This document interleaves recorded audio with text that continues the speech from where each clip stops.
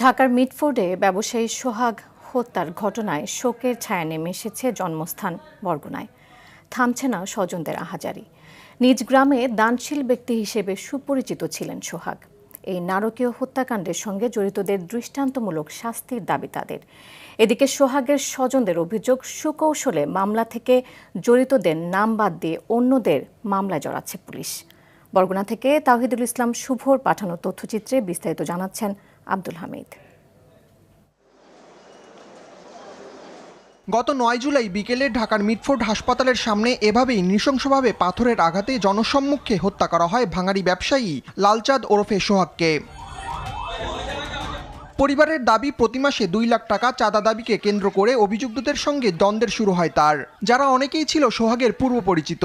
চাঁদা দিতে রাজি না হয় ব্যবসা প্রতিষ্ঠানে তালা দেয় হত্যাকারীরা। নানা হুমকি দিয়েও চাঁদা আদায় না করতে পেরে নির্মমভাবে খুন করা হয় সোহাগকে। বলছে কি, তো আমার পারমিশন ছাড়া তুই আমার দোকানে তালা দিছিস কে? তারপরে এই কথা বলছে, পরে আমার বাবাকে নিয়ে পাথর দিয়ে, ছুরি দিয়ে এখানে এখানে এখানে গুলি করছে। কিভাবে নিষ্ঠুর ভাবে মারছে ওরা, মানে আমার বাবার এরকম নৃশংসভাবে হত্যা করছে। টিটু, মঈন, লম্বা মনির, ছোট মনির, তারপরে কাইয়ুম মোল্লা, যারা যারা আমার বাবার হত্যা করছে সবার ফাঁসি হোক। যারা আমার বাবাকে মারছে তারা তো মেন না, এর উপরেও কেউ আছে যে টাকা দিয়ে আমার বাবারে মার্ডার করাইছে। আমার স্বামী জানি সুস্থ একটা বিচার হোক, এরকম কঠিনতম বিচার হোক, জানি নেক্সট কেউ যেন এরকম পদক্ষেপ নিতে না পারে।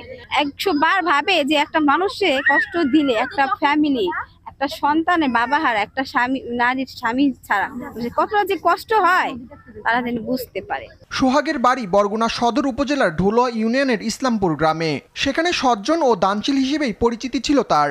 আমার লাইফে আমি দেখি না যে এইরকম নিঃস্বার্থভাবে হত্যা করে মানুষকে মানুষ।